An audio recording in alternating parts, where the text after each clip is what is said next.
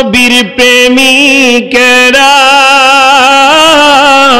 দিশে হারা মরণের ভয় করে না, প্রেম তো মরে না।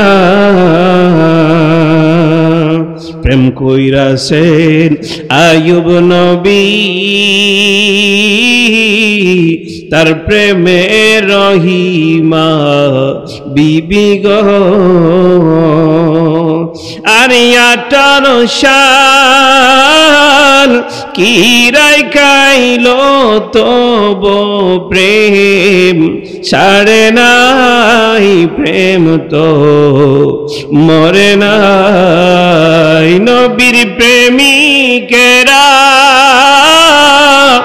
দিশে হারানো মরণের ভয় করে না, প্রেম তো মরে না। প্রেম কইরাছেন ইব্রাহিম নবী, নমরুদে আগুনে ফেলে গো। আরে আগুন হইল ফুল বাগিচা, একটি পশম জ্বলে না, প্রেম তো মরে না। মারহাবা। বীর বাহাদুর জুনাইদ তিনি কত সম্মানী ছিলেন রাজদরবারে। খলিফা মনসুর তিনি যখন রাস্তা দিয়ে হেঁটে যায়, জুনাইদ তখন ছোট্ট বালক, মারাই বাপ নাই, রাস্তার দাঁড়িয়ে শুধু কাঁদে আর কাঁদে। হঠাৎ করে খলিফা মনসুরের চোখ পড়ে গেল জুনাইদের কাছে, চোখের দিকে। বাদশাহ মনসুর হেঁটে যায়, কত মানুষ রাস্তায় পড়ে থাকে, কেউ দেখে না, কিন্তু জুনাইদের দিকে নজর পড়ে গেল। কারণ আল্লাহ বলে দিচ্ছেন, মনসুর নিয়ে যাও তাকে, তাকে আমি একজন ওলি বানাবো। জোরে করুন সুবহানাল্লাহ। খলিফা মনসুর তাকে দেখে মায়া লেগে গেল, তাকে নিয়ে গেল রাজ দরবারে। তখন নিয়ে যাওয়ার পরে তাকে লালন পালন করলো। এই বীর বাহাদুর কত সম্মানী ছিলেন খেয়াল করে দেখেন। শুধু আহলে বায়াতের প্রেমে ওনার সব কিছু বিলিয়ে দিয়েছেন, বিনিময়ে জগৎ শ্রেষ্ঠ ওলি আল্লাহ হয়ে গেছে। তারপর ওনাকে লালন পালন করে, ওই ছিলেন সুদর্শন মানুষ, হৃষ্টপুষ্ট মানুষ, দেখতে পালনের মতন ছিলেন, সুদর্শন ছিলেন, যুবক ছিলেন, সৌন্দর্য ছিলেন। এক পর্যায়ে একদিন বাগদাদ শহরে একটা খেলার আয়োজন হলো, কুস্তি খেলার আয়োজন হলো। জুনাইদকে একবারে সেই কুস্তি খেলার মধ্যে যখন নামায়া দিল, জুনাইদের সামনে এই বাগদাদের কোনো কুস্তিগির টিকতে পারে নাই। খলিফা মনসুর কথা টিকতে পাটা এর যেহেতু ভালো ব্যবসা হইব, ভালো সুনাম কামানে যাইব। জুনাইদ এরকম একটা কুস্তিগির খেলোয়াড় হয়ে উঠলেন, তার সামনে কেউ পেরে ওঠে না, তার সামনে কেউ পেরে ওঠে না। এমন সময় বাদশাহ করলো কি, খলিফা মনসুর একটা এলান করে দিল আরব বিশ্বের মধ্যে, আরব জাহানের মধ্যে বিশাল একটা কুস্তি খেলার আয়োজন করা হলো। এই আয়োজনের মধ্যে যে বিজয় হবে 1 লক্ষ স্বর্ণ মুদ্রা দেওয়া হবে। আর গোপনে গোপনে জুনাইদকে বলে দিয়েছে, বাদশাহ বলছে জুনাইদ তো দেখতে সুন্দর, সুদর্শন, বড় পালোয়ান, তার তো কোনো পরিচয় নাই, বাপ মার পরিচয় নাই, কিন্তু আমি তাকে যদি রাখতে চাই, মোহাব্বত করি, ভালোবাসি। তাকে একটা অফার দিল, জুনাইদ আজকে খেলায় যদি তুমি জিততে পারো, তাহলে আমার মেয়েকে তোমার কাছে বিবাহ দিব, অর্ধেক রাজ্য তোমার নামে লিখে দেব। জুনাইদ তো এমনি পালোয়ান, শক্তির কোনো অভাব নাই, তার সাথে কেউ পেরে উঠতে পারে না। তারপরও বাদশাহ যেহেতু এত বড় একটা অফার দিছে, জুনাইদের শরীরে শক্তি বাড়ছে না কমছে? বাড়ছে না কমছে? সম্মান বাড়ছে না কমছে? খেলায় জিততে পারলে কি হবে? বাদশাহীর মালিক হবে অর্ধেক, শাহজাদা হবে, বাদশার মেয়ের জামাই হবে। জুনাইদ তো খুশিতে আত্মহারা, খুশিতে আত্মহারা। এত বড় বিশাল বড় কুস্তির আয়োজন করা হলো, খেলার মঞ্চে ঘোষণা করে দেওয়া হলো। বাদশাহ বলছে, খলিফা মনসুর বলছে, জুনাইদের সাথে যে পেরে উঠবে তাকে 1 লক্ষ স্বর্ণ মুদ্রা পুরস্কার দেওয়া হবে। কিন্তু কেউ সাহস পায় না। জুনায়েদের সাথে লড়ার জন্য। কেউ সাহস পায় না, কেউ সাহস পায় না। হঠাৎ করে একজন জীর্ণ শীর্ণ লোক, রোগাপাটরা, শুধুমাত্র চামড়া দিয়ে হাড্ডিগুলো গোড়া, এরকম একজন লোক আয়সা অনুমতি যাচ্ছেন, বাদশাহ আমাকে অনুমতি দেন, আমি জুনায়েদের সাথে লড়তে চাই। বাদশাহ বলছে, তুমি ঠাট্টা মশারা করছো? তুমি দেখো না জুনায়েদের সামনে বড় বড় পালোয়ানরা কেউ লড়তে সাহস পাচ্ছে না, তুমি রোগাপাট্টা একজন লোক, কিভাবে তুমি সাহস করো তার কাছে লড়ার জন্য? বাদশাহ কে বলে? লোকটা বলছে, বাদশাহ আপনি আমাকে অনুমতি দেন, আপনি যদি অনুমতি দেন আমি খেলতে চাই, আপনার কোনো আপত্তি না থাকলে। অনুনয় করার সাথে সাথে বাদশাহ একবারে রাজি হয়ে গেলে, যাও তোমার যদি মরার শখ হচ্ছে, যাও তুমি মরোগে, তুমি মরোগে। লোকটা মঞ্চে ওঠার সাথে সাথে জুনায়েদকে কানে কানে কি যেন বললেন, বলার পরে যখন লেফারি টুন টুন করে আওয়াজ করলো, খেলা শুরু হয়ে গেল। খেলা শুরু হয়ে গেল। শুধু লোকটা জুনায়েদের গায়ে হাত রাখার সঙ্গে সঙ্গে জুনায়েদ চুট করে পড়ে গেল জমিনে, চুট করে পড়ে গেল। মানুষ দিকে অবাক হয়ে গেছে, কি ব্যাপার? জুনায়েদ এত বড় একজন পালোয়ান, এত বড় একজন শক্তিশালী লোক, তার সামনে বড় বড় খেলোয়াড়রা পালোয়ানরা পেরে ওঠার জন্য সাহস করে না। জীর্ণ শীর্ণ একটা লোক, তার শরীরে টাচ করার সঙ্গে সঙ্গে সে মাটিতে লুটিয়ে পড়লো। কারণটা কি? একবার লুটিয়ে পড়লো, দ্বিতীয়বার আবার দেওয়া হলো, দ্বিতীয়বার আবার লুটিয়ে পড়লো, তৃতীয়বার আবার দেওয়া। বাদশাহ তো রেগে একবার ফায়ার হয়ে গেছে, কি ব্যাপার জুনায়েদের আজকে হইল কি? দর্শকরা সবাই অবাক হয়ে গেছে, কি ব্যাপার জুনায়েদের আজকে হইল কি?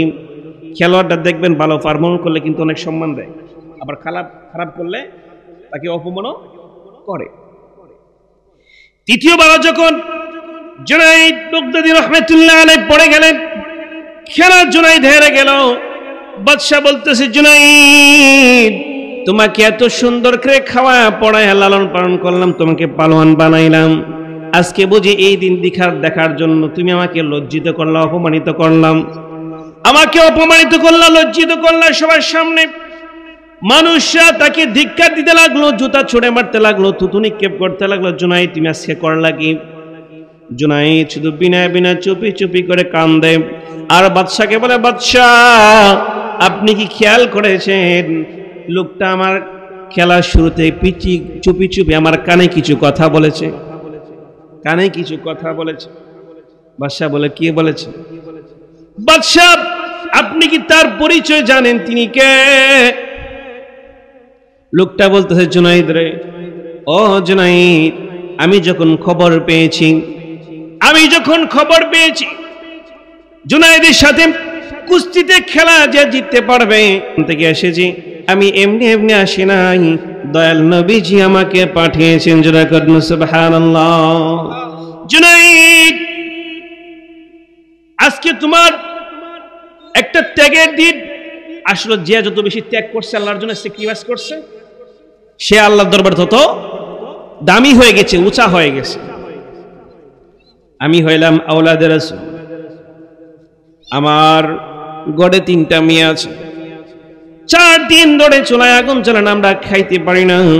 জুনায়েদ রে, নবীর বংশধর আমাদের উপরে সদকা ফেতরা খাওয়া জায়েজ নাই, খুব অভাব অনটনের মধ্যে আছি, খুব ঝামেলার মধ্যে আছি। তুমি যদি আজকে খেলা ইচ্ছা করে নবীর সম্মানে, নবীজির আহলে বায়ত, নবীজির আওলাদের সম্মানে হেরে যাও, তাহলে রাসূল সাল্লাল্লাহু আলাইহি ওয়াসাল্লাম তোমার প্রতি খুশি হয়ে যাবেন। আমার মনে হয় আল্লাহ এবং আল্লাহর রাসূল তোমাকে ভালোবাসবেন, মুহাব্বত করবেন। বাদশা বলতেছে, জুনায়েদ লোকটা কি বলল, তার কথা কি আমার মেয়ের চেয়ে দামি? তার কথা কি আমার রাজ্যের চাইতে দামি? আমার অর্থ সম্পদের চাইতে দামি? জুনায়েদ বলে, বাদশা তার কথাগুলি যদি এক পাল্লায় রাখা হয়, গোটা পৃথিবী যদি এক পাল্লায় রাখা হয়, তার কথার দাম হয়ে যাবে। সুবহানাল্লাহ। আপনি দেখতেছেন আমি কিভাবে তার গায়ে আঘাত করি, তার গায়ে টাচ করি, তার গায়ে যদি আঘাত করি নবী সাল্লাল্লাহু আলাইহি ওয়াসাল্লাম কষ্ট পেয়ে যাবেন। জুনায়েদ বিন বাদশা, আমি মরণের ভয় করি না, আমি সম্মানের ভয় করি না, আমি টাকা পয়সার ভয় করি না, ইজ্জতের ভয় করি না, আমি আজকে নবীজির সম্মানে আমার সব কিছু মাটির সাথে ধূলিসাৎ করে দিলাম।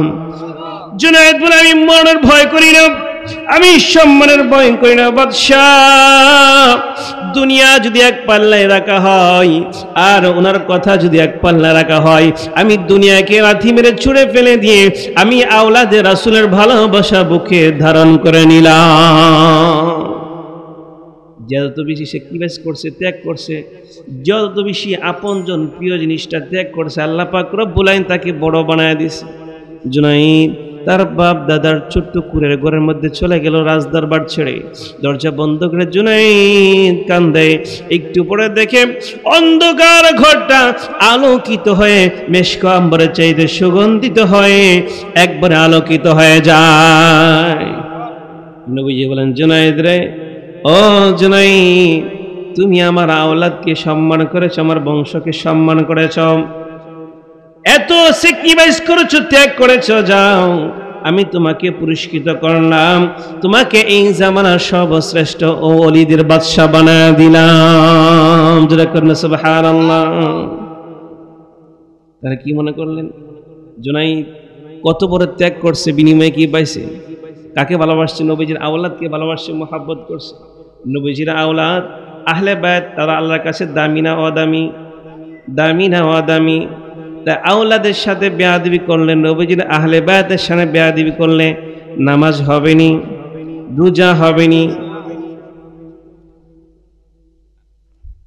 নারে তাকবীর, আল্লাহু আকবার, নারে তাকবীর, আল্লাহু আকবার, নারে রিসালাত। সভাপতি সাহেবের আগমন, সভাপতি সাহেবকে ওনার আসন গ্রহণ করার জন্য আহ্বান করছি। যদৃশিবেন আল্লাহুম্মা সাল্লি মাওলানা মুহাম্মদ ওয়া আলা সাইয়্যিদিনা মাওলানা। दिल के काबा बनाया, मन के बनाओ मदीना,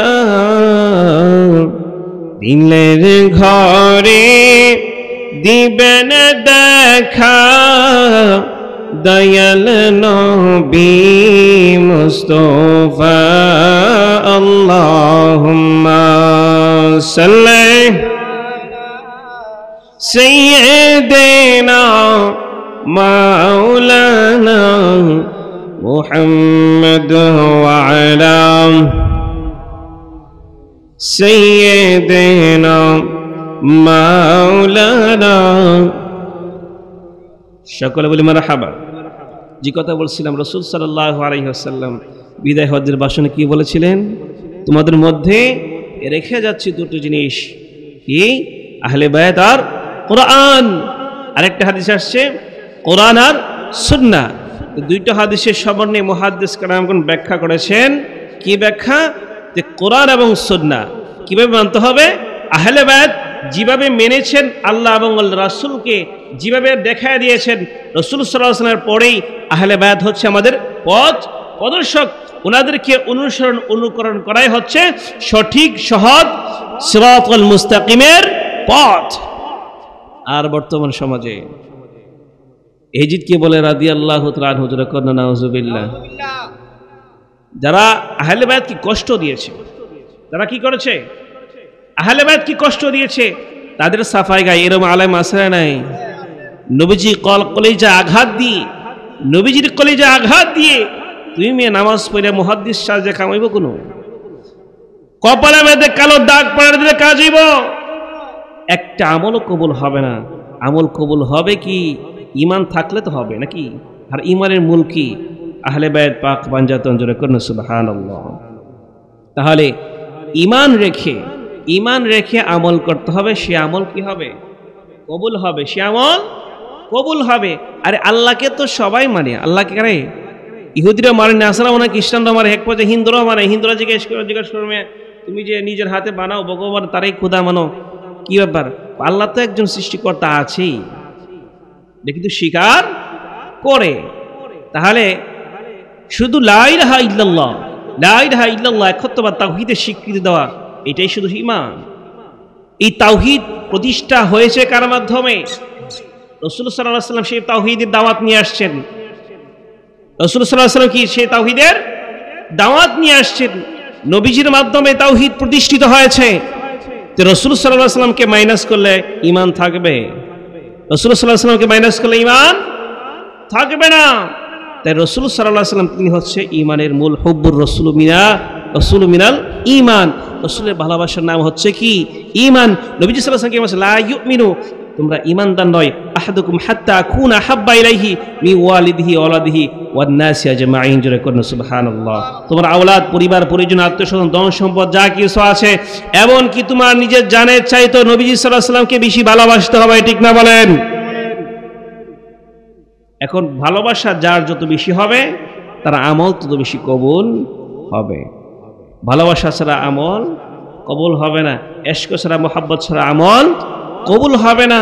তাহলে এই যে আমরা পীর মাশায়েখ ধরি, পীর মাশায়েখ মানে কি? যারা হক্কানি পীর, আহলে বায়াত ওলা, যারা আহলে বায়াতের সাথে সম্পৃক্ত রাখেন, যাদেরকে মুহাব্বত করেন, ভালোবাসেন, এরকম হক্কানি পীর মুর্শিদ ধরলে তাদের মাধ্যমে আল্লাহ এবং আল্লাহ রাসূল পাওয়া যায়। আল্লাহ এবং আল্লাহ রাসূল পাওয়া যায়। কারণ আপনি একজন মাধ্যম তো ধরতে হবে, মাধ্যম ধরতে হবে। আপনি জীবনে পাগলা মসজিদে গেছেন না, আপনি যদি কিশোরগঞ্জ যান, 32 যায় যদি একজনকে না জিজ্ঞেস করেন আপনি কোথায় যায় ঘুরবেন, রাস্তা খুঁজে পাবেন?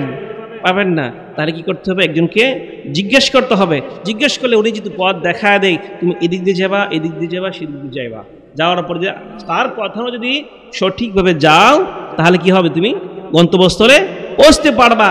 আর যদি সে বলেছে এদিকে, তুমি গেছো আর একদিকে, তাহলে হবে? হবে না। এর মধ্যে আবার এরকম লোককে জিজ্ঞেস করছেন, সে নিজেও পাগলা মসজিদ ছিল না, একটু একটা রাস্তা দেখায় দিছে, আন্দাহুন্দা একটা রাস্তা দেখায় দিছে, তাহলে তার দেখানো পথ দিলে চলবেন? তাহলে পীরের মধ্যে পার্থক্য আছে। যারা হাক্কানি পীর মুর্শিদ, তাদের হাতে বায়াত হইলে মদিনাওয়ালার প্রেম যাদের ভিতরে আছে, মদিনাওয়ালার সাথে যার কানেকশন আছে, মোহাব্বত আছে, ভালোবাসা আছে, তাদের সাথে সম্পর্ক রাখলে তারা কালেকশন জোড়া দিবেন। জোড়া কোনো সুবহানাল্লাহ। আর যদি ভুলভাল পীর ধরেন তাহলে ইহকালও শেষ, পরকালও শেষ। এই জন্য পীর ধরার সময় কি করতে হবে? যাচাই বাছাই করে ধরতে হবে। হাক্কানি পীর মুর্শিদ যারা, তাদের আল্লাহর ওলিগণ, তারা সব সময় শুধু আল্লাহকে, আল্লাহ এবং আল্লাহ রাসূলকে চেয়েছেন, দুনিয়াকে লাথি মেরে পিছনে ফেলে দিয়েছেন। দুনিয়ার পিছে তারা দৌড়ায় নাই। মাল্লাহু মাওলা ফালাহুল কুল, যার মাওলা তার হয়ে গেছে, তার দুনিয়া তার গোলাম হয়ে গেছে। যেরকম সুবহানাল্লাহ। কিসের দরকার আমার দুনিয়া? আসলে প্রকৃতপক্ষে আখিরাতকে যারা চিনতে পারছে, তাদেরকে আখিরাতকে যারা চিনতে পারছে, তারা দুনিয়াকে তুচ্ছ মনে করছে। আসলে তো আখিরাতের তুলনায়, আখিরাতের কাছে, আখিরাত যারা প্রকৃতপক্ষে চিনতে পারছে, দুনিয়াটার লোভ লালসায় তারা কখনো মগ্ন হয় নাই। আহলে বায়াতের প্রেমিক যারা, তাদেরকে দেখলেই চিনা যায়। যেরকম সুবহানাল্লাহ। তাহলে দুনিয়ার প্রেম, ভালোবাসা, মোহাব্বত এতটুকু রাখতে হবে যতটুকু আপনার প্রয়োজন, যতটুকু আপনার প্রয়োজন। আপনি আহলে বায়াত মাওলাকে খুশি করেন না, আল্লাহকে খুশি করেন না, দেখবেন আপনার সব কিছু আপনার ওকে হয়ে গেছে। যেরকম সুবহানাল্লাহ। ইব্রাহিম আদহাম তিনি কি করছেন? আল্লাহকে পাওয়ার জন্য সিংহাসন ছেড়ে দিয়েছেন, বিনিময়ে আল্লাহ যুগশ্রেষ্ঠ ওলি বানিয়ে দিয়েছেন। বানিয়ে দিয়েছেন না? তা আল্লাহর ওলিগণ, তাদের পাওয়ার, তাদের খেদমত, বুখারী শরীফের হাদিসে বলছেন, আল্লাহ বলেছেন, আমার ওলিদের সাথে যারা বেয়াদবি করে আমি তাদের বিরুদ্ধে যুদ্ধের ঘোষণা করি। যেরকম সুবহানাল্লাহ। তো ওলি আল্লাহদের সাথে বেয়াদবি করা যাবে না। ওলিয়াদের কথা বলছি কারণ একজন ওলি আল্লাহদের স্মরণে মাহফিল, আবু জাফর ওরফে বদনা শাহ রহমাতুল্লাহ আলাই, তিনি মনে এখানেই থাকতেন। ওনার মাজার শরীফ চট্টগ্রামে, ওনার মাজার শরীফ চট্টগ্রামে। আল্লাহর ওলিদের যুগ যুগ ধরে খেদমত রয়েছে এই ভারতবর্ষের মধ্যে। এই ভারতবর্ষের মধ্যে ইসলাম এনেছে কারা? শাহজালাল ইয়ামানি রহমাতুল্লাহ আলাই, খাজা গরিবে নওয়াজ সুবহানাল্লাহ। যাদের মাধ্যমে ইসলাম পাইলা এক শ্রী মোল্লা মৌলবী, তারা হন এই ওলি আল্লাহদের বিরুদ্ধে কথা বলে, ওলি আল্লাহদের বিরুদ্ধে কথা বলে। তোমরা আরো সিএস গাইটা দেখো, তোমরা আছে যারা ওলি আল্লাহদের সামনে বেয়াদবি করছো, তোমার পূর্ব বাপ দাদার নাম ছিল, তাদের নামের আগে শ্রী ছিল, শ্রী কি ছিল? আরো সিরিয়াস গাইটা দেখো, তারা হিন্দু ছিল, তাদেরকে ধরে ধরে মুসলমান বানাইছে বাবা শাহজালাল ইয়ামানি রহমাতুল্লাহ আলাইহি, খাজা গরিবে নওয়াজ রহমাতুল্লাহ আলাইহি সুবহানাল্লাহ। যাদের খেদমতে ইসলাম প্রতিষ্ঠা হয়েছে এই ভারতবর্ষের মধ্যে, তাদের সামনে বেয়াদবি করা হচ্ছে। আল্লাহ বলছেন সাবধান, ওলি আল্লাহদের সামনে বেয়াদবি করলে আমি আল্লাহ সহ্য করতে পারি না, আমি তাদের বিরুদ্ধে যুদ্ধ ঘোষণা করি, জোরে করুন নাউজুবিল্লাহ। এই জন্য সাবধান, সতর্ক থাকতে হবে। ওলি আল্লাহদের সামনে বেয়াদবি করা যাবে না। ওলি আল্লাহরা দুনিয়ার লোভী না, তারা শুধু আখিরাতমুখী, আল্লাহমুখী। তারা আল্লাহকে চায়, শুধু আল্লাহকে চায়। আহলে বায়াত পাকে পাঞ্জাতন, ওনাদের ভালোবাসা মোহাব্বত হাসিল করলেই আপনি আল্লাহ পর্যন্ত পৌঁছতে পারবেন। যে কথা বলছিলাম, ইব্রাহিম আদম বলকের বাদশা ছিলেন। কি ছিলেন? বলকের বাদশা ছিলেন। আল্লাহ পাক রব্বুল আলামিন ওনাকে বাদশাহী দান করেছিলেন। ইব্রাহিম আদম প্রতিদিন তিনি ফুল বিছানায় ঘুমাতেন, ফুল বিছানায় ঘুমাতেন। একটা চুল পড়ে থাকলে ওনার ঘুম আসতো না, একটা চুল পড়ে থাকলে ওনার ঘুম আসতো না। ওনার দাসী প্রতিদিন ফুল বিছানা সাজাইতো, খুব সুন্দর করে সাজাইতো। একদিন দাসী বলতেছে, প্রতিদিন বাদশার জন্য কত সুন্দর করে আদর করে ফুল দিয়ে বিছানা সাজায়, সেই বিছানার মধ্যে বাদশা ঘুমায়। একটু শুয়ে দেখি বাদশার বিছানাটা কিরকম আরাম। দাসী ভুল করে বিছানায় শুয়ে যাওয়ার পরে ভুল ক্রমে একটু আরাম করার কারণে ঘুমিয়ে যায়, ঘুমিয়ে যায়। বাদশা এসে দেখে দাসী ঘুমিয়ে আছে ফুল বিছানায়।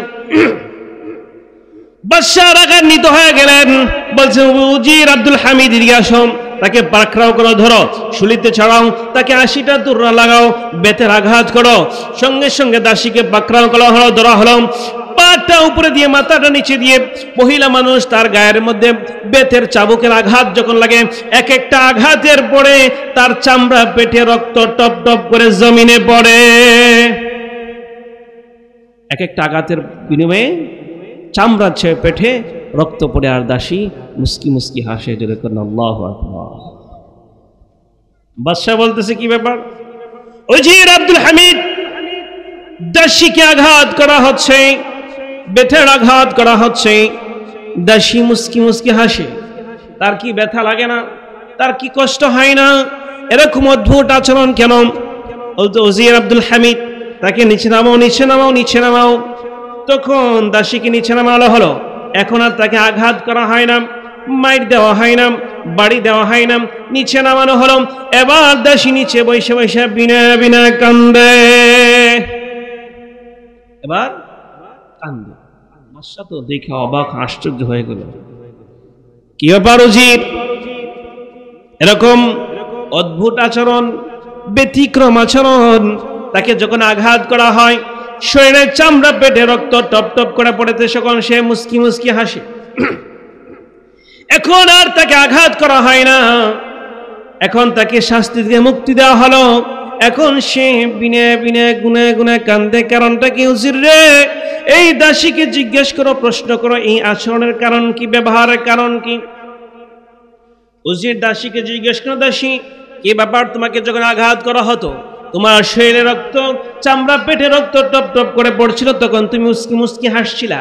এখন তোমাকে আঘাত করা হয় না, নিচে নামায় দেওয়া হলো, এবার তুমি কেন কান্দ? দাসী জবাব দেয়, আগে হাসছি নিজের জন্য, এখন কাঁদি বাদশার জন্য। বাদশা জবাব শুনে আশ্চর্য হয়ে গেল, কি ব্যাপার?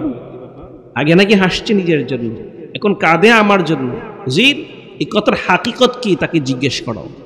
আল্লাহ কিভাবে মানুষকে হেদায়েত করে। আল্লাহু আকবার। দাসী জবাব দেয়, বাদশা 1+12 বছর ধরে আপনার ফুল বিছানা সাজাই, প্রতিদিন নিজ হাতে সুন্দর করে আপনার জন্য বিছানা সাজাই, এই বিছানায় আপনি ঘুমান। একদিন ভুল ক্রমে, ভুল করার কারণে আমি দাসী হয়ে বাদশার বিছানায় শোয়া অপরাধ, অন্যায়ের জন্য আমাকে 80টা দৌড় লাগানো হলো, রক্ত পড়ছে। আমি মনে মনে ভাবছি, আমি ভুল করার কারণে আমার শাস্তি দুনিয়াতেই হয়ে যাচ্ছে, আমার শাস্তি দুনিয়াতেই হয়ে যাচ্ছে, এই জন্য আমি মুস্কি মুস্কি হাসি আর কাঁদি যে আপনার জন্য একটু মুহূর্ত শোয়ার জন্য আমার জন্য যদি এতগুলি ব্যথার আঘাত থাকে, বাদশাহ আপনার জন্য 12 বছর ধরে আমি দাসী বিছানা দিয়া ফুল দিয়া বিছানা সাজাই, আল্লাহ জানি আপনার জন্য কতগুলি ব্যথার আঘাত রেখেছে, এই জন্য আপনার চিন্তা করে আমি দাসী কান্দি। বাদশাহ আবার ফুল বিছানায় শুয়েছে, শোয়ার পরে চিন্তা করছে দাসী কইল কি, দাসীর বিচার নাকি হয়ে গেছে, আমার বিচার বাকি রয়েছে, কি ব্যাপার চটপট করতেছে, ঘুম আসে না চোখে, চোখে ঘুম আসে না।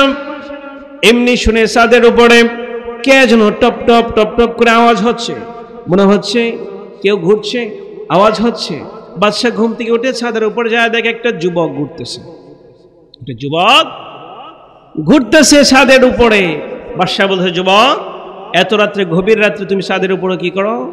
যুবক বলছে, বাদশা, ও বাদশা, আমার একটা উট হারায় গেছে গো বাদশা, উটটা খোঁজার জন্য এখানে আসছি। বাদশা বলে, কব্বক্তর বেয়াদব, উট হারায় গেছে, খুঁজবে জঙ্গলে। কোথায় খুঁজবে? জঙ্গলে। ছাদের উপরে খুঁজলে উট পাওয়া যাইব? এত বড় দেওয়াল, রাজ দরবারের দেওয়াল, দেওয়াল টপকে এত উট কখনো রাজ দরবারে ঢোকা সম্ভব নয়। যদি রাজদরবারের ভিতরে ঢুকে যায়, রাজপ্রসাদের আঁকা বাঁকা সিঁড়ি বেয়ে ছাদের উপরে ওঠা তো অসম্ভব। তুমি যদি উট খুঁজতে হয় জঙ্গলে যাও, ছাদের উপরে কখনো উট খুঁজে পাওয়া যাবে না। যুবক বাদশাহ, এই ছাদের উপরে রাজপ্রাসাদের আঁকা বাঁকা সিঁড়ি বেয়ে উট যেমনি ভাবে ছাদের উপরে ওঠা অসম্ভব, তেমনি ভাবে ফুল বিছানা আরামে ঘুমায় থাইকা আল্লাহকে পাওয়া অসম্ভব। যেরকম বাদশাহ হুশ ফিরে আসলো, হারে যুবক কইল কি, ঠিকই তো, আল্লাহকে পাইতে হলে আমার রাজ দরবারে আরাম আয়েশে থাকলে আল্লাহকে পাওয়া যাবে। তিনি এই দিন রাত্রেই একটা কম্বল গায়ে দিয়ে সিংহাসনকে লাথি মেরে রাজ দরবার ত্যাগ করে জঙ্গলবাসী হয়ে গেছেন। যেরকম সুবহানাল্লাহ, কি স্যাক্রিফাইস করেছেন আল্লাহকে পাওয়ার জন্য। কোনোভাবে ওনাকে খুঁজে পাওয়া যায় না, খুঁজে পাওয়া যায় না। ওনার একটা সন্তান ছিলেন শুধু। উনি যখন বড় হয়েছেন, মার কাছে জিজ্ঞেস করে, মা বাবা কোথায়, বাবা কোথায়? রাজ দরবার, রাজ সিংহাসন হাহাকার করছে, বাদশা তো খুঁজে পাওয়া যাচ্ছে না, বাদশা তো কোথায় গেল? আর তো বাদশা ফিরে আসে না। উজিরকে বলছে, রানী বলতেছে, উজির, আব্দুল হামিদ যেভাবে হোক বাদশাকে খুঁজে নিয়ে আসো, কোথায় গেছে বাদশাকে খুঁজে বের করো। আব্দুল হামিদ রানীমার কদম মুশি করে বের হইলেন। যতদিন পর্যন্ত বাদশার খোঁজ না পাবো ততদিন পর্যন্ত রাজ দরবারে ফিরে আসবো না। তিনি বাদশাকে খুঁজতে লাগলেন, খুঁজতে খুঁজতে এক প্রকার দেখে দজলা নদীর তীরে কে যেন একটা শিরা কম্বল সেলাই করছে, দেখে দূর থেকে বাদশার মতন বোঝা যায়। উজির আব্দুল হামিদ একটু আস্তে আস্তে একটু সামনে অগ্রসর হলেন, যা দেখে আরে আমাদের বাদশাই তো, উস্কো উস্কো চুল, চেহারা এলোমেলো চুল, কেমন চিরা পেরা জামা পড়া, চিরা কম্বল সেলাই করছে একটা লোহার সুই দিয়ে। উজির বলছে, বাদশাহ, ও বাদশাহ, আপনি দজলা নদীর তীরে চিরা কম্বল সেলাই করেন সুই দিয়ে, আর বলকের সিংহাসন আপনার জন্য অপেক্ষা করে। বাদশাহ সঙ্গে সঙ্গে হাতের দিকে সুইটা দজলা নদীর মধ্যে ছুঁড়ে ফেলে দিলেন, আর বললেন, ও দজলা নদীর মাছেরা, আমার সুইটা তোমরা এনে দাও। সঙ্গে সঙ্গে প্রত্যেকটা মাছ তাদের মুখের মধ্যে এক একটা করে স্বর্ণের সোনামুখী সুই নিয়ে বাদশার কাছে হাজির। বলতেছে, বাদশাহ কোন সুইটা লাগবে আপনি নেন। বাদশাহ বলতেছেন, স্বর্ণের সুইয়ের প্রয়োজন নাই, স্বর্ণের সুই যদি লাগতো আমার রাজ দরবারে হীরা মণি মুক্তা স্বর্ণের কোনো অভাব ছিল না। আমার যে সুইটা আমি ফেলেছি লোহার সুইটাই, সেই সুইটা তুমি আমাদেরকে এনে দাও। একটা কাসকি মাছ সুন্দর করে টুটের মধ্যে লইয়া লোহার সুইটা এসে বাদশার দরবারে বাদশার হাতে দিল। এবার বাদশা বলতেছে, উজির তুমি বলো তো দেখি, দজলা নদীর তীরের বাদশাহী আর বলকের সিংহাসনের বাদশাহী কোনটা উত্তম? সুবহানাল্লাহ। উজির তো বুঝে গেল বাদশাহ তো আল্লাহর প্রেমে মগ্ন হয়ে গেছে, বাদশাকে আর সিংহাসনে ফিরে নেওয়া সম্ভব নয়। উজির জ্ঞানী মানুষ। আসলে আল্লাহর জন্য যারা ত্যাগ করেছে আল্লাহ তার হয়ে গেছে, যেরকম সুবহানাল্লাহ। আসলে এই ইব্রাহিম আদম একদিন তাসবিহ পড়ছিলেন গুহার মধ্যে বসিয়া তিনি যে ঠান্ডা অনুভব করছেন, হঠাৎ করে একদিন আল্লাহর কাছে বলতেছেন, আল্লাহ আর ঠান্ডা অনুভব হচ্ছে, একটু গরম দিলে ভালো হইতো। এমনি দেখে গরম হাওয়া আসতেছে। তিনি তাসবিহ তাহলিল শেষ করলেন, শেষ করে পিছনের দিকে তাকায় দেখে বিশাল বড় অজগর সাপ হা করে গরম বাতাস দিচ্ছে, যেরকম সুবহানাল্লাহ। যারা আল্লাহর ওলি হয়ে গেছে সাফিও তাদের খেদমত করে, যেরকম সুবহানাল্লাহ। কেন ওলিদের পিছনে মানুষ দৌড়ায়, ওলিদের মাজারে দৌড়ায়? তুমি কি বুঝবা মেয়ে? আল্লাহর প্রেমে যা রঙিন হয়েছে, গোটা পৃথিবী তাদের গোলাম হয়ে গেছে, যেরকম সুবহানাল্লাহ। তাহলে আল্লাহর প্রেমে পাগল হন, আল্লাহর জন্য পাগল হন। আসলে প্রকৃতপক্ষে আল্লাহকে যারা পেয়েছে, চিনতে পেরেছে, আখিরাতকে যারা চিনতে পেরেছে, তারা দুনিয়ার লোভে মগ্ন না।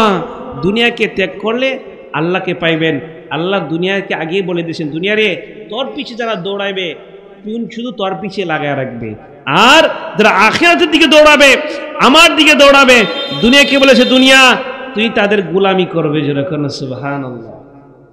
আল্লাহ ওলি যারা, তারা মানুষের চিনতে ভুল করে অনেক সময়, কিন্তু জানোয়াররা চিনতে ভুল, পশু পাখিরা চিনতে ভুল করে না। কারণ তারা চিনে কে হক্কানি আল্লাহর ওলি। আল্লাহুল মাওলা ফালাহুল কুল। তুমি যদি মাওলার হয়ে যাও, মাওলার সমস্ত সৃষ্টিকুল তোমার হয়ে যাবে। এই পৃথিবীর মালিককে, সবকিছুর মালিক যদি আল্লাহ হয়, আল্লাহকে যদি খুশি করা যায়, তাহলে সবকিছু কি হয়ে যাবে? তোমার গোলাম হয়ে যাবে, সবকিছু তোমার গোলাম হয়ে যাবে। তাহলে হুব্বুদ দুনিয়া রাসু কুল্লি খাতা, দুনিয়ার মুহাব্বত হচ্ছে সমস্ত গুনাহের মাথা। নবীজির হাদিস, হুব্বুদ দুনিয়া রাসু কুল্লি খাতা, দুনিয়ার মুহাব্বত হচ্ছে সমস্ত গুনাহের মাথা। মানুষ কি বলে? মিথ্যা কথা বলে। কি বলে? মিথ্যা কথা বলে, সুদ খায়, ঘুষ খায়, চুগলখড়ি করে, গীবত করে, অপরকে ঠগায়, অপরের লাইল কাইতে খেত বাড়ায় ফেলে, অপর হক নষ্ট করে। এগুলা কি মহাপাপ? মানুষ জানে না? জানে কিনা? মিথ্যা কথা বলা মহাপাপ আপনারা জানেন কিনা? তারপর আমরা অনেকে মিথ্যা কথা ছাড়তে পারি না। সুদ খাওয়া জঘন্যতম একটি অপরাধ, আমরা জানি কিনা? তারপর আমাদের সমাজে সুদ আছে না নাই? সুদ আছে না নাই? গীবত করা একটা জঘন্যতম একটি অপরাধ, তারপরও মানুষ গীবত করে কিনা? তাহলে মানুষে ভালো মন্দ জানে, জানার পরে আমল করতে পারে না। কেন পারে না? আল্লাহ বলছেন ওয়াকুনু মা'আস সাদিকিন। শুধু কিতাবাদি পড়েই কিতাবাদি পড়লে ইলম অর্জন করা যায়, কিন্তু আমল করা যায় না। জানার পরেও আমলে পরিণত করতে হলে একজন হক্কানি সৎওয়ালা সাহাবাতওয়ালা হক্কানি পীর মুর্শিদের দরবারে যেতে হয়। এই জন্য আল্লাহ বলছেন ওয়াকুনু মা'আস সাদিকিন, সত্যবাদীদের সঙ্গ লাভ করো। একজন আর্মি চাকরি হওয়ার পরে প্রথমে ট্রেনিং দিতে হয় 6 মাস, ঠিক না বলেন? আপনি একজন ডাক্তারি হইতে হলে একজন ডাক্তার কাছে যেতে হয়। একজন ইঞ্জিনিয়ার হইতে হলে একজন ইঞ্জিনিয়ার কাছে যেতে হয়। তুমি যদি আল্লাহওয়ালা হতে চাও, নবীওয়ালা হতে চাও, আহলে বায়াতওয়ালা হতে চাও, তাহলে যাদের ভিতরে আহলে বায়াত আছে, নবী আছে, আল্লাহ আছে, তাদের কাছে যেতে হবে। তাদের সংস্পর্শে গেলে তুমি সহজেই সে পথটা পেয়ে যাবে। তাহলে আমাদের হক্কানি পীর মুর্শিদ দরকার আছে নাই? আছে নাই? যারা বলে পীর ধরা লাগবে না, এরা ভুল না সত্য? ভুল পথে আছে। আপনাকে যদি সঠিক পথে যেতে হয়, তাহলে আপনাকে অবশ্যই পীর ধরতে হবে। পীর ধরতে হবে। একজন হক্কানি বেলায়েতপ্রাপ্ত ওলি আল্লাহ একজন মুরিদকে ইসলাহ করে। কি করে? মুরিদকে ইসলাহ করে। মুরিদকে দেখেই বেলায়েতপ্রাপ্ত ওলি যারা, তারা মুরিদকে দেখে বুঝতে পারে মুরিদের কি রোগ। কলবের রোগ আছে না? রোগ আছে কিনা? আমাদের রোগ হয়। এই রোগটা, প্রকৃত রোগই হচ্ছে দুনিয়ার মোহাব্বত। প্রকৃত রোগটা কি? দুনিয়ার মোহাব্বত। এই দুনিয়ার মোহাব্বতটাকে আমাদের কলব থেকে দূরে সরানোর জন্যই, দুনিয়ার লোভ লালসাটাকে দূরে সরানোর জন্যই, দুনিয়ার খাসিয়তগুলিকে, খারাপ খাসিয়তগুলিকে দূরে সরানোর জন্যই পীর মুর্শিদের দরবারে যেতে হয়। তাদের সহবত থেকে এটাকে দূরীভূত করতে হয়। উদাহরণস্বরূপ আমি আপনাদেরকে বলি, এক্সাম্পল আপনারা শুনেন। আপনারা আসে বাটি এলাকার মানুষ, আমরা সকলে আলোচনা শোনার জন্য তরিকত জগতের মধ্যমণি, বিশিষ্ট ইসলামী চিন্তাবিদ, লেখক ও তরিকত গবেষক মুফাসসিরে কুরআন ও বিভিন্ন টিভি চ্যানেলের প্রশংসিত সুবক্তা হযরত মাওলানা শায়খ মুস্তাক আহমেদ পাঞ্জাতনী সাহেব, পাক পাঞ্জাতন দরবার শরীফ, আশুনা বিমানবন্দর, ঢাকা। সকলে বলি বারাকাল্লাহু ফি হায়াতি। উপস্থিত সম্মানিত মুসল্লিবৃন্দ, পর্দার আড়াল থেকে শুনছেন সম্মানিত মা বোনেরা, সকলের খেদমত আমি গুনাহগারের সালাম, আসসালামু আলাইকুম রাহমাতুল্লাহি ওয়া বারাকাতুহু। সম্মানিত মুসল্লিবৃন্দ, পোস্টার প্রথমে লেখায় পাক পাঞ্জাতন ছাড়া ঈমান নাই। কি নাই? পাক পাঞ্জাতন ছাড়া ঈমান নাই। এখন অনেকে পাক পাঞ্জাতন নাম শোনার সাথে সাথেই নাক চিটকায়। এই কথা পাইল কোথা? কোরআন হাদিসে নাকি পাক পাঞ্জাতন কথা নাই। আসলে পাক পাঞ্জাতন শব্দটা হচ্ছে ফার্সি শব্দ, এটা কোরআনে খুঁজলে পাওয়া যাবে না। পাক অর্থ কি? পবিত্র। পাঞ্জা অর্থ কি? পাঁচ। পাক পাঞ্জাতন মানে কি? দেহ, পবিত্র পাঁচটি দেহ। সুবহানাল্লাহ। এখন এই ব্যাপারে আল্লাহ পাক রব্বুল আলামিন কোরআন পাকে পাক পাঞ্জাতনের কথা বলে নাই, কিন্তু বলা আছে আহলে বাইত। কি বলা আছে? আহলে বাইত। এখন সে আহলে বাইত কারা, এক পাক পাঞ্জাতন কারা, এটা আমাদেরকে চিনিয়ে দিয়েছেন আম্মা জান আয়েশা সিদ্দিকা রাদিয়াল্লাহু তাআলা আনহা। সুবহানাল্লাহ। আম্মা জান আয়েশা সিদ্দিকা রাদিয়াল্লাহু তাআলা তিনি বলেন, قالت عائشة خرج النبي صلى الله عليه وسلم غداة وعليه مرط مرحل من شعر أسود فجاء الحسن والابن علي. سبحان الله. আম্মা জান আয়েশা সিদ্দিকা রাদিয়াল্লাহু তাআলা আনহা তিনি বলেন, রাসূল সাল্লাল্লাহু আলাইহি ওয়াসাল্লাম একদিন কালো একটা নকশি করা কালো চাদর পরে সকালবেলা নবীজি সাল্লাল্লাহু আলাইহি ওয়াসাল্লাম বাহির হইলেন। বাহির হওয়ার পরে সর্বপ্রথম ইমাম হাসান রাদিয়াল্লাহু তাআলা আনহু আসলেন। ওনাকে নবীজি সাল্লাল্লাহু আলাইহি ওয়াসাল্লাম চাদর মুবারকের ভিতরে নিলেন। তারপর ইমাম হুসাইন আসলেন, ওনাকেও চাদর মুবারকের ভিতরে নিলেন। মা ফাতিমা রাদিয়াল্লাহু তাআলা আনহা তিনি আসলেন, ওনাকেও চাদরের ভিতরে নিলেন। নেওয়ার পরে আবার আলী রাদিয়াল্লাহু তাআলা আনহু তিনি আসলেন, ওনাকেও চাদরের ভিতরে নেওয়া হলেন। নবীজি, ইমাম হাসান, ইমাম হুসাইন, মা ফাতিমা, মাওলা আলী রাদিয়াল্লাহু তাআলা আনহু, দয়াল নবীজি কয়জন হইল? পাঁচজন। এবার নবীজি সাল্লাল্লাহু আলাইহি ওয়াসাল্লাম বলেন, ইন্নামা ইউরিদুল্লাহু লিইউযহিবা আনকুমুর রিজসা আহলাল বাইত ওয়া ইউতাহহিরাকুম তাতহীরা। হে আল্লাহ, এইটা হলো আমার পাক, আমার আহলে বাইত। আল্লাহ তাদের কাছ থেকে দুনিয়ার সমস্ত নাপাকি, কলঙ্ক সবকিছু থেকে তাদেরকে পুত পবিত্র করে দেন। আল্লাহ পাক রব্বুল আলামিন ওনাদের কাছ থেকে সমস্ত অপবিত্র থেকে দূরে সরাইয়া দিয়েছেন। সুবহানাল্লাহ। নবীজি সাল্লাল্লাহু আলাইহি ওয়াসাল্লাম বিদায় হজ্জের ভাষণে বলে গিয়েছেন, তোমাদের মধ্যে আমি দুটো জিনিস রেখে যাচ্ছি, কোরআন এবং আমার আহলে বাইত। এই দুটো জিনিসকে তোমরা আঁকড়ে ধরো, তাহলে তোমরা কখনো পথভ্রষ্ট হবে না। তাহলে আমরা কি আহলে বাইতে আঁকড়ে ধরতে পেরেছি? যদি আঁকড়ে ধরতে পারতাম, তাহলে কারা আহলে বাইতের গলায় ছুরি চালাইছে? যেটা কোন নাউজুবিল্লাহ। অপরটা কোথায়? নবীজি বলছেন আহলে বাইতকে আঁকড়ে ধরার জন্য, আর তারা করেছে কি? আহলে বাইতের সাথে কি জঘন্য তুমি বেয়াদবি করেছেন, যেটা পৃথিবীতে আসার হয়নি। আহলে বাইত হচ্ছে ঈমানের মূল। ওনাদেরকে মাইনাস করে তুমি যাই কিছু করে কোনো কাম হবে? কোনো লাভ হবে? আমি উদাহরণ দিয়ে বোঝাচ্ছি। ঈমান হচ্ছে মূল, মানে সংখ্যা। একটা এক্সাম্পল ধরেন, ঈমান এক। ঈমান কি? একটা সংখ্যা। একের পরে যদি শূন্য লাগান কত হবে? 10। কত হবে? যদি দুইটা সংখ্যা লাগান 100, আরেকটা সংখ্যা লাগালে 1000, আরেকটা সংখ্যা লাগালে 10,000। এমনি ভাবে যত সংখ্যা লাগাইতে থাকবেন, এক যদি থাকে আপনার সংখ্যা বাড়তে থাকবে, সংখ্যা বাড়তে থাকবে। এক যদি মুছে ফেলান, তাহলে সংখ্যার কোনো, শূন্যর কোনো দাম নাই। তাহলে ঈমান যদি না থাকে, আহলে বায়তের শানে বেয়াদবি করে, নবীর শানে বেয়াদবি করে তুমি নামাজ পড়ো, রোজা রাখো, হজ করো, যাকাত দাও, যাই কিছু করো না করো, তোমার সমস্ত আমল বৃথা, শুধু স্বর্ণ আর স্বর্ণ, শুধু স্বর্ণ, স্বর্ণ ছাড়া আর কিছুই নাই। নামাজ পড়তে পড়তে কপালে কর ফেলা দিল, সেই নামাজ আল্লাহর দরবারে কবুল হয় না। যতই পড়ো নামাজ রোজা, দাড়ি টুপি পাগড়ি জুব্বা, তবুও তোমার মুক্তি হবে না। ঠিক না বলেন? এই গজলটা শানটা লেগেছেন আজকের মাহফিলে যিনি প্রধান অতিথি মুস্তাক আহমদ পাঞ্জানতি সাহেব, ওনার লেখা সেই গজল।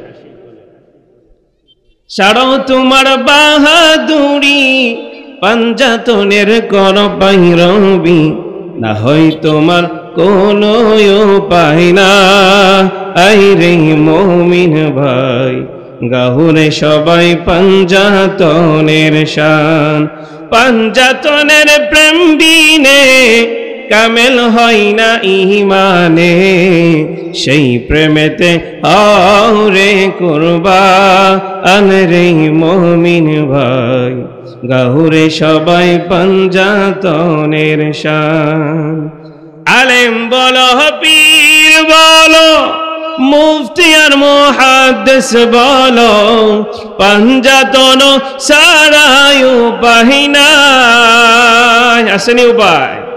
আলেম বলো, পীর বলো, মুফতি আর মুহাদ্দিস বলো, পাঞ্জাতন সারাই উপায় নাই।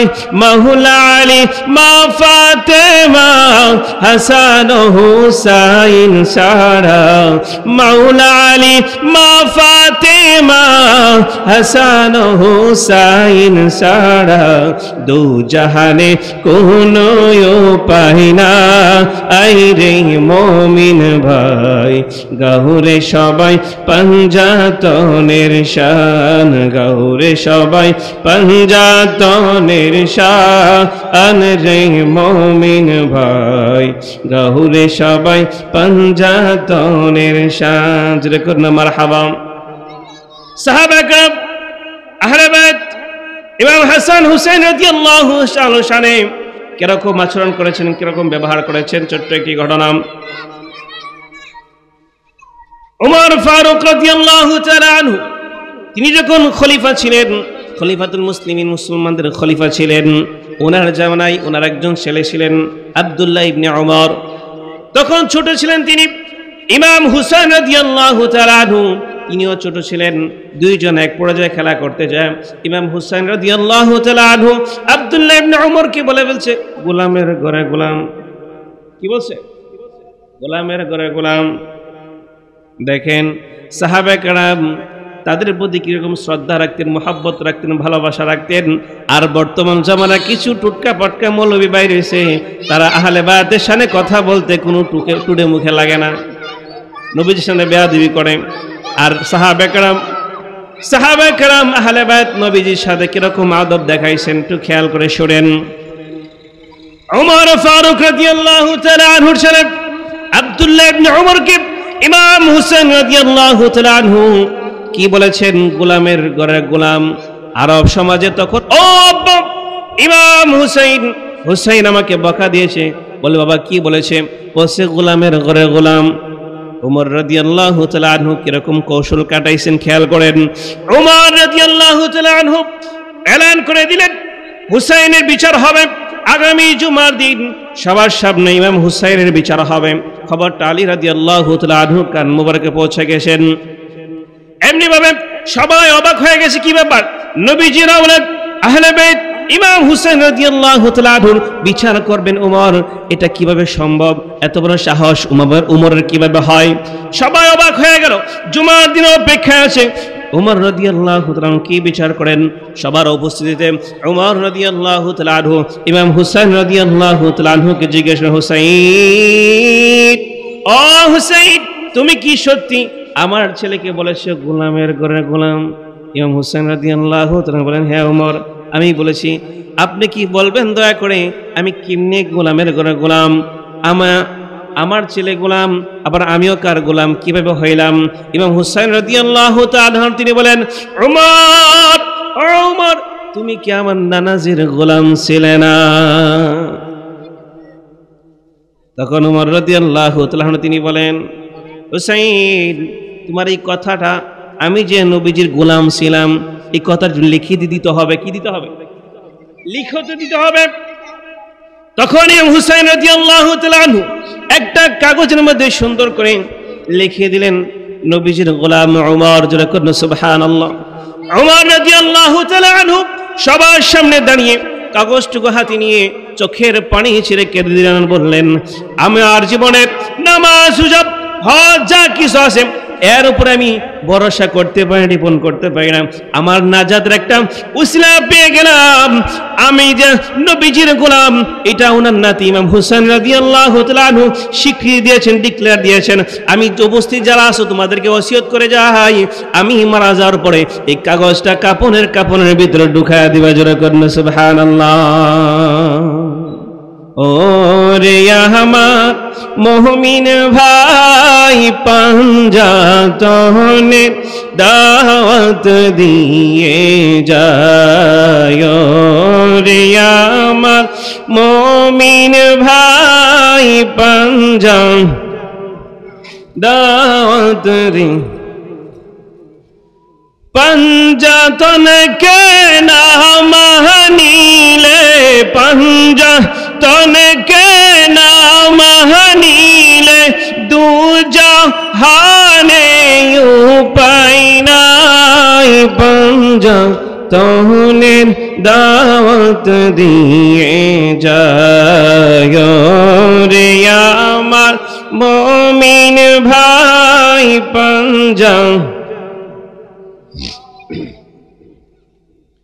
এই গজলটা লিখেছেন তিনি নূহ নবীর তুফানেতে ভাসল দুনিয়ায়, উঠল যারা সেই নৌকাতে গেল বাঁচিয়া।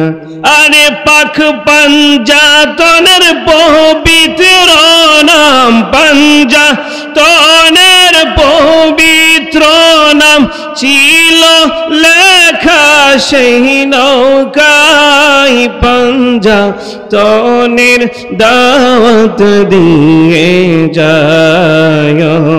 রে আমার মুমিন ভাই, পাঞ্জাতনের দাওয়াত দিয়ে গাউসে পাকে নবীর রওজায় সালাম জানাই।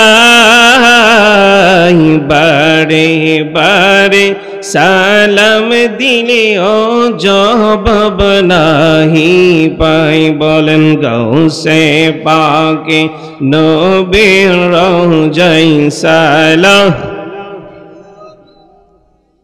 বারে বারে সালাম দিলে ও জবাব না। ইমাম হাসান হুসাইনের দোহাই দিলে, হাসান হুসাইনের দোহাই দিলে, রওজা থেকে নবী হাত বাড়াই। পাঞ্জাতনের দাওয়াত দিয়ে যায়। রে আমার মুমিন ভাই, পাঞ্জাতনের বীর বাহাদুর জুনাইদে করিলেন লড়াই। নবীর বংশের সম্মানে দেশ সব কিছু লোটায়। যেরকম সুবহানাল্লাহ। জানি, এদিকে খেয়াল করেন, আপনারা নৌকা ছিলেন না? নৌকা ছিলেন? নৌকা ছিলেন না? নৌকা কিসের উপরে চলে? মাটির উপরে না পানির উপরে? পানির উপরে ছিল না? দিয়ে যদি এর মধ্যখানে যদি পানি নৌকার ভিতরে ঢুকে যায়, তাহলে গন্তব্যস্থলে পৌঁছতে পারবেন? পৌঁছতে পারবেন না। তাহলে আর দুনিয়া ও মাজরাতুল আখিরা, দুনিয়াটা হচ্ছে আখিরাতের ফসল ক্ষেত। আপনি আসছেন দুনিয়াতে আখিরাতের পুঁজি অর্জন করার জন্য, কামাই করার জন্য। এই জায়গায় যদি আপনি দুনিয়ার ভালোবাসার মধ্যে ডুবে যান, তাহলে কিন্তু আপনি আখিরাতে আল্লাহ যে আমাদের ঠিকানা রেখেছে জান্নাতুল ফেরদৌস গন্তব্যস্থল, সেখানে আমরা পৌঁছতে পারবো না। এই দুনিয়ার লালসাটাকে দূর করার জন্যই, দুনিয়ার যে নফসটা, যে নফসে আম্মারা খারাপ স্বভাবগুলিকে দূর করার জন্যই একজন সৎ মানুষের সঙ্গ লাভ করতে হয়। একজন সৎ মানুষের কি লাভ করতে হয়? সঙ্গ লাভ করতে হয়। না হয়তো দেখেন আমরা এই যে হুজুররা এত তো মাহফিল হয়, এত কিছু নসিহত করা হয়, কিন্তু ওয়াজে তো পরিবর্তন হচ্ছে না। হচ্ছে? একটু খেয়াল করে শুনেন, ওয়াজে পরিবর্তন হচ্ছে, মানুষ হেদায়েত পাচ্ছে, মানুষ কিন্তু ওয়াজ শুনতেছে, খুব শ্রুতি মধুর লাগছে, হুজুরের কথাগুলি সত্য বলেছেন, আমল করার দরকার, কিন্তু আমলে পরিণত করতে পারছে না। আমি যে কথা আপনাদেরকে বোঝাতে চাচ্ছি, আমলে পরিণত করতে চাইলে একজন আমলওয়ালা লোকের কাছে যেতে হবে, আমল লোকের কাছে যেতে হবে, তার সংস্পর্শে যেতে হবে, তার কাছে যেতে হবে, তাহলে আপনার স্বভাবগুলি পরিবর্তন হবে, নচেত পরিবর্তন করা সম্ভব নয়। এই যে এত নসিহত করার পরেও কেন আমরা আমাদের গভীর একটা ঘুমের মধ্যে ডুবে আসি, গভীর একটা ঘুমের মধ্যে ডুবে আসি? সেটাই হচ্ছে দুনিয়ার লোভ, দুনিয়ার লোভ, ভালোবাসা। লোভ হচ্ছে একটা অন্তরে খারাপ একটা রোগ ব্যাধি। লোভ কি? একটা অন্তরের খারাপ ব্যাধি। এটা অন্তর থেকে দূর করার জন্যই পীর মুর্শিদের দরবারে যেতে হয়। পীর মুর্শিদের দরবারে কি করতে হয়? যেতে হয়। ওনারা যে ওসিফা দিবে, আমল দিবে, সে অনুযায়ী চললে আপনার রোগ ভালো হয়ে যাবে। কারণ ডাক্তারে ওষুধ দিছে একটা, আপনি খাইছেন আর একটা, ডাক্তারের নিয়ম দিছে একটা, আপনি মানছেন আর একটা, আপনার রোগ ভালো হবে? রোগ ভালো হবে না। তাহলে অনেকে আসে পীর ধরে, অনেকে আসে পীর ধরে, কিন্তু পীরের দরবারে যায়ও না, পীরে যে কথা বলে সে কথা মানেও না। কিন্তু এরকম কিছু মুরিদের জন্য আবার পীরের দুর্নাম হয়, যেটা কোন পীরের মুরিদ, কোন দরবারের মুরিদ, অমুক দরবারের মুরিদ, তমুক দরবার মুরিদ, তখন আবার সে দরবারের বদনাম করে। আসলে মূলত দেখতে হবে সে প্রকৃতপক্ষে দরবারের সালেক কিনা, দরবারে যায় কিনা, আমল আখলাক করে কিনা। কোনো হক্কানি পীর মুর্শিদ কখনো মুরিদদেরকে অসৎ শিক্ষা দেয় না। কারণ প্রত্যেকটা স্টুডেন্ট, প্রত্যেকটা শিক্ষক চায় তার ছাত্রটা ভালো করুক, ছাত্রটা ভালো করুক, ভালো রেজাল্ট করুক, ভালো হয়ে যাক। কিন্তু দুষ্টাকা শিক্ষকের না, স্টুডেন্টের দোষ। এই জন্য আমাদেরকে পীর হক্কানি পীর মুর্শিদের দরবারে যেতে হবে, এবং সে অনুযায়ী চললে আমাদের অন্তরের খারাপ বেদিগুলি দূর হয়ে যাবে। খারাপ বেদিগুলি কি হয়ে যাবে? দূর হয়ে যাবে। আর অন্তরের খারাপ বেদিগুলি দূর হয়ে গেলে দুনিয়া থেকে, দুনিয়াটার মোহাব্বত ভালোবাসা যখন আল্লাহর জন্য স্যাক্রিফাইস করবেন, আল্লাহকে রাজি খুশি করে ফেলবেন, তখন সব কিছু আপনার গোলাম হয়ে যাবে। যেরকম সুবহানাল্লাহ। তাহলে আমরা এই দুনিয়ার একটা ভালোবাসা মোহাব্বতের ভিতরে যে ডুবে আসি, একটা মায়া জালে বন্দী হয়ে আসি, এটাকে দূর করতে হবে। এটা কি করতে হবে? দূর করতে হবে। মনে করেন আমরা বয়স, কত বছর বয়স? 60 বছর, 70 বছর বয়স যুবকরা আসো, যুবকরা যারা আসে তারা মনে করে যে বয়স তো মাত্র উঠতি বয়স, একটু বড় হই তারপর নামাজ রোজা করবো না, নাকি তওবা করবো না। কিন্তু কার কখন মরণ চলে আসে সেটা বলা যায় না। আমাদের জন্য উত্তম আদর্শ হচ্ছে দয়াল নবীজি। আমাদের চলা বেড়া আদর্শ, ওঠা বসা, খাওয়া দাওয়া সব কিছু কার অনুসরণ হতে হবে? লাকাদ কানা লাকুম ফি রাসূলিল্লাহি উসওয়াতুন হাসানাহ। নবীজি সাল্লাল্লাহু আলাইহি ওয়াসাল্লাম হচ্ছেন আমাদের জন্য উত্তম আদর্শ, অনুসরণ, অনুকরণ। কিন্তু আমাদের যুবকদের এখন আইডল হয়ে গেছে বিভিন্ন নায়ক, বিভিন্ন খেলোয়াড়রা। অথচ রাসূল সাল্লাল্লাহু আলাইহি ওয়াসাল্লাম হচ্ছে গোটা মানব জাতির জন্য রহমত। যেরকম সুবহানাল্লাহ, গোটা মানব জাতির জন্য রহমত, রাহমাতাল লিল আলামিন, খুলুকুন আযীম। রাসূল সাল্লাল্লাহু আলাইহি ওয়াসাল্লামের চরিত্রের ব্যাপারে আল্লাহ পাক রব্বুল আলামিন বলেছেন খুলুকুন আযীম, যিনি হলেন উত্তম চরিত্রের অধিকারী, ওনার চাইতে আর কোনো উত্তম চরিত্রবান হতে পারে না। এখন আমাদের করণীয় হচ্ছে রাসূল সাল্লাল্লাহু আলাইহি ওয়াসাল্লামের অনুসরণ, অনুকরণ করা। কিন্তু এখন যুবকরা মানে কাকে? বিভিন্ন মডেলকে, নায়িকাদেরকে। তাহলে রাসূল সাল্লাল্লাহু আলাইহি ওয়াসাল্লাম হাদিস হচ্ছে যার সাথে যার মুহাব্বত তার সাথে তার কিয়ামত। রাসূল সাল্লাল্লাহু আলাইহি ওয়াসাল্লাম, খেয়াল করে শুনেন, একদিন আসর নামাজের পূর্বে সাহাবায়ে কেরামকে নিয়ে আলোচনা করছেন। এমন সময় একজন বৃদ্ধ লোক বলতেছেন, ইয়া রাসূলুল্লাহ, কিয়ামত কখন হবে? তখন নবীজি সাল্লাল্লাহু আলাইহি ওয়াসাল্লাম কিছু বললেন না। আবার বললেন, ইয়া রাসূলুল্লাহ, কিয়ামত কখন হবে? তখন নবীজি সাল্লাল্লাহু আলাইহি ওয়াসাল্লাম কিছুই বললেন না। আবার বললেন, ইয়া রাসূলুল্লাহ, কিয়ামত কখন হবে?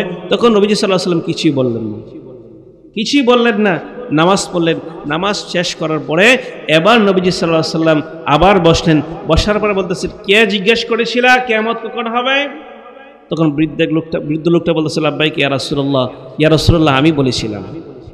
নবীজি সাল্লাল্লাহু আলাইহি ওয়াসাল্লাম একটু মনোযোগ সহকারে শুনে। নবীজি সাল্লাল্লাহু আলাইহি ওয়াসাল্লাম বলছেন, তুমি যে কিয়ামত সম্পর্কে জিজ্ঞেস করতে চাচ্ছ, তুমি কিয়ামত সম্পর্কে কি অর্জন করেছো?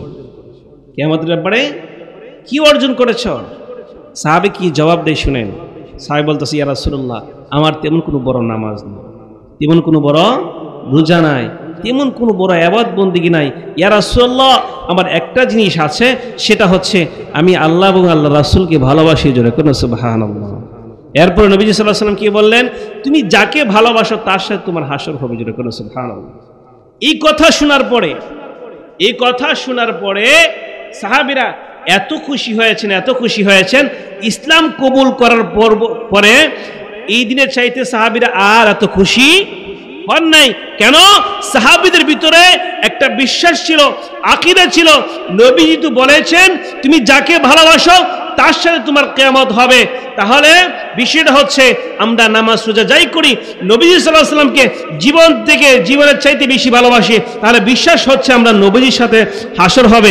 আর নবীজির সাথে হাসর হলে কোনো চিন্তা নাই। জোরে কোন সুবহানাল্লাহ। আরেকটা কথা সাহাবী কি বলেছেন? ইয়া রাসূলুল্লাহ, আমার তেমন কোনো বড় নামাজ নাই, তেমন কোনো বড় রোজা নাই, তেমন কোনো বেশি ইবাদত বন্দেগী নাই। আচ্ছা বলেন তো, সাহাবীরা নামাজ পড়ছে না? কথা বলেন না, নামাজ পড়ছে না? রোজা রাখছে না? তারা দান সদকা করছে না? সাহাবীদের নামাজ আর আপনাদের নামাজ যদি পাল্লাদের ওজন মাপা হয়, কোনো দাঁড়ার কাছে যাইব? এক কথা কোন দাঁড়ার কাছে যাইব? মাওলানা আলী রাদিয়াল্লাহু তাআলা আনহু নামাজ পায়ের মধ্যে তীর বিচ্ছিলেন। কি বিচ্ছিলেন? তীর বিচ্ছিলেন। তারা হাসরা করছে খোলার জন্য। নবীজি বলছেন, টাইনো না, এবার খুলতে পারবে না, আলীকে নামাজে দাঁড়াইতে দাও। জোরে কোন সুবহানাল্লাহ। তিনি আল্লাহর প্রেমে নামাজে দাঁড়ায় গেলেন, তীর খুলে ফেলেছে। আলী বলতেছে, তীর কোথায়? কোন সময় খুলে ফেলে, টেরই পাইছে না। জোরে কোন সুবহানাল্লাহ। আল্লাহর প্রেমে এত মগ্ন হয়ে গেছেন। তো সাহাবীরা নামাজ পড়ছে না? সাহাবীদের নামাজ আর আমাদের নামাজ এক পাল্লা রাখলে কোনো ওজনে কোনো তারতম্য তুলনা হবে? তাহলে তারা এতভাবে নামাজ পড়ার পরেও, রোজা রাখার পরেও, হজ করার পরেও তারা আমলের উপর ভরসা করে নাই। সাহাবী বলতেছে, ইয়া রাসূলুল্লাহ, আমার বড় কোনো নামাজ নাই, বড় কোনো রোজা নাই, বড় কোনো ইবাদত বন্দেগী নাই, একটা আছে নবীজি, আপনি আপনাকে মহব্বত করি, ভালোবাসি। জোরে কোন সুবহানাল্লাহ। নবীজি বলছেন, যাও, তুমি যাকে ভালোবাসো তার সাথে তোমার হাসর হবে। জোরে কোন সুবহানাল্লাহ। তাহলে কি মনে করলেন? নবীজির সাথে হাসর হবে। তাহলে যুবকদেরকে বলতেছে, যুবক, তুমি যাকে ভালোবাসো তুমি কিন্তু তার সাথে তোমার হাসর হবে। যুবকদের দেখবেন, যুবকদেরকে দেখলেই বোঝা যায়, চিনা যায় সে কোন দল সাপোর্ট করে, ঠিক না? দেখবেন যে গায়ের মধ্যে গেঞ্জি লাগানো আছে, ব্রাজিল, আর্জেন্টিনা, মেসি, নেইমার, এই ধরনের গেঞ্জি লাগানো আছে, বোঝা যায় কি সে তাকে অনুসরণ করে ভালোবাসে। আসলে অনুসরণ কথা ছিল কাকে? নবীজিকে। যাকে যে ভালোবাসে তার লেবাসে, সুরতে, সিফতে তার প্রতিচ্ছবি তার মধ্যে ফুটে ওঠে। জোরে কোন সুবহানাল্লাহ। তাহলে আমাদের জন্য উত্তম আদর্শ হচ্ছে, লাকাদ কানা লাকুম ফি রাসূলিল্লাহি উসওয়াতুন হাসানা। নবীর আদর্শ হচ্ছে অনুসরণ, অনুকরণীয়, কিন্তু হয়ে গেছে এটার উল্টা। এই জন্যই মুসলমানদের এই অধপতন। আমরা সেই আহলে বায়তের ভালোবাসা, নবীজির ভালোবাসা ছেড়ে দিয়ে পশ্চাত্যের কালচার, বিজাতিদের কালচার আমাদের সমাজে ঢুকে গেছে। জোরে কন্যা নাউজুবিল্লাহ। এই জন্য আমাদের সমাজ থেকে পশ্চাত্যের কালচার, পশ্চিমাদের কালচার দূর করতে হবে। নবীজির আদর্শ আহলে বায়তের রঙে রঙ্গিত হতে হবে যদি আল্লাহকে পেতে চান। আল্লাহ পাক রব্বুল আলামিন প্রত্যেককে আহলে বায়তের প্রেমিক হয়ে ঈমান নিয়ে কবরে যাওয়া তৌফিক দান করুন। আল্লাহুম্মা আমিন।